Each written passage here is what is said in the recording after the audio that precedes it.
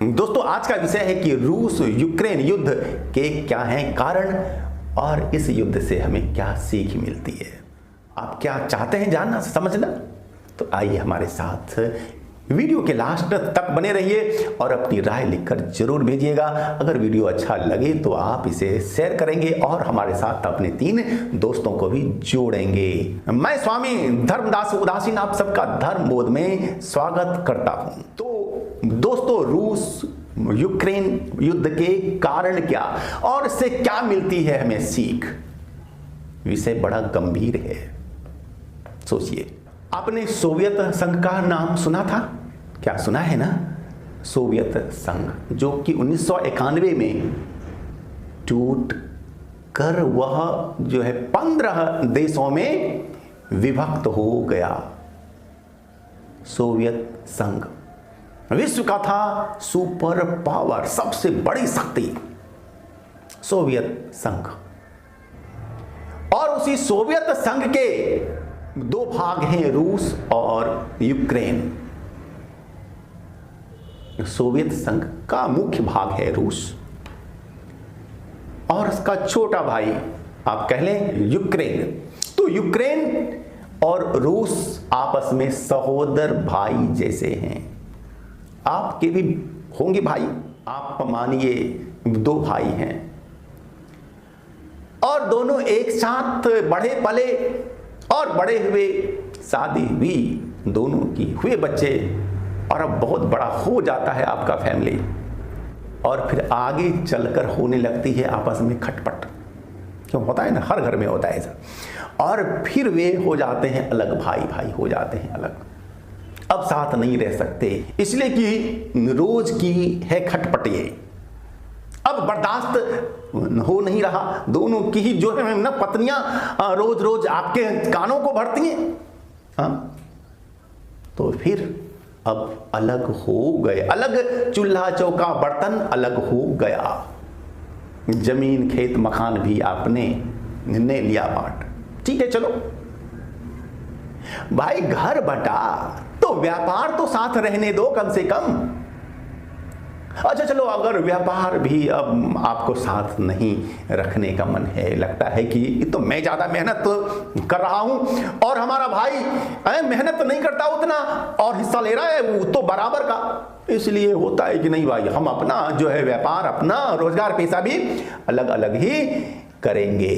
तो ठीक है चलिए, लेकिन भाई सुख दुख में तो विशेष जब हो कोई ऐसी स्थिति तो साथ तो होना चाहिए ना। क्यों? अगर दोनों फैमिली में कोई विशेष स्थिति होती है, सुख का दुख का, तो साथ होना है या नहीं होना है? चाहिए होना या नहीं होना चाहिए? आप भी कहेंगे कि हाँ साथ होना चाहिए, एक दूसरे का साथ देना चाहिए क्योंकि भाई हैं, सहोदर भाई हैं, गांव वाले नहीं हैं। अगर भाई साथ ना आए और वो जाकर मिल जाए विरोधी से, आपके दुश्मन से मिल जाए, आपके दुश्मन से वह दोस्ती लेकर, साठ गांठ लेकर, तो आप क्या करेंगे? आपका भाई आपके विरोधी खेमे से जाकर अगर मिल जाता है तो आप क्या करेंगे? ये है प्रश्न आपके लिए, इस पर विचारिए। तो आप क्या करेंगे? आप साहब उसे समझाएंगे कि भैया आप कम से कम हमारे विरोधियों से तो जाकर न मिलो, वे हमारे विरोधी रहे हैं शुरू से, आपको तो है, पता भी है, आप तो जान भी रहे हैं ना पहले से ऐसा, तो फिर आप उससे जाकर साठ गांठ न किया करें। लेकिन आपका भाई नहीं माने तो उसे समझाइए बुझाइए बार बार, तो भी नहीं मान रहा तो आप फिर उसे देंगे धमकी, गए तुम बात मान जाओ वरना फिर हम तुम्हारे साथ ऐसा करेंगे वैसा करेंगे। और अगर धमकी के बाद भी ना माने तो क्या करेंगे आप? बोलिए आप क्या करेंगे? वही रूस यूक्रेन के साथ कर रहा है कि रूस ने तो पहले बहुत बार समझाया बुझाया कि भाई हम दोनों सहोदर भाई हैं, आपस में रहे मिलजुल करके और विरोधी खेमे में तुम न जाओ, समझाया तो नहीं माना, धमकाया भी, अब धमकी भी नहीं मान रहा, तो फिर उसे 2-4 थप्पड़ मारना आवश्यक हो जाता है। रूस समझाना चाह रहा है कि ए यूक्रेन मेरे छोटे भाई, तुम और हम लोग जब एक साथ थे तो हमारी दुनिया में इज्जत थी कैसी, हम सुपर पावर थे, लेकिन आज हम हो गए हैं अलग अलग, तो फिर हमारी वो इज्जत अब नहीं रह गई है। और अरे जो तुम्हारे कदमों में था पहले, आज तुम उसके पांव के नीचे जा रहे हो, ये तुम्हें शोभा देता है? अरे तू तो उल्लू है, गधा है, तू बुड़बक है। रूस चाहता है समझाना कि मेरे छोटे भाई यूक्रेन, अब भी समय है, चेतो, अभी हम लोग एक साथ हो जाएं। अरे घर का चूल्हा चौका बर्तन रहे अलग, कोई बात नहीं, लेकिन दूसरे के सामने तो एक बन के रहो कम से कम। हाँ, कोई भी सुख दुख आए तो एक साथ तो हो जाओ,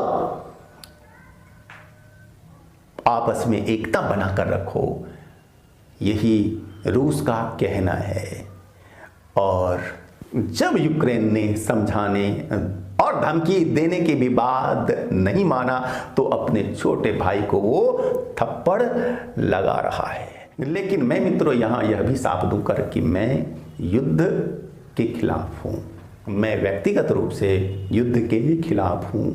युद्ध के बिना भी और भी रास्ते थे यूक्रेन को समझाने और सीधे रास्ते पर लाने के, लेकिन इतनी बड़ी हिंसा जहां हजारों लोग मारे जा रहे हैं, हजारों सिपाही दोनों ही ओर के मारे जा रहे हैं, जन धन की इतनी हानि हो रही है, तीसरे विश्व युद्ध की संभावना हो गई है, इसलिए ऐसे में युद्ध का समर्थन नहीं किया जा सकता। रूस और यूक्रेन का युद्ध जितना जल्दी हो जाए बंद, विश्व के लिए उतना अच्छा है।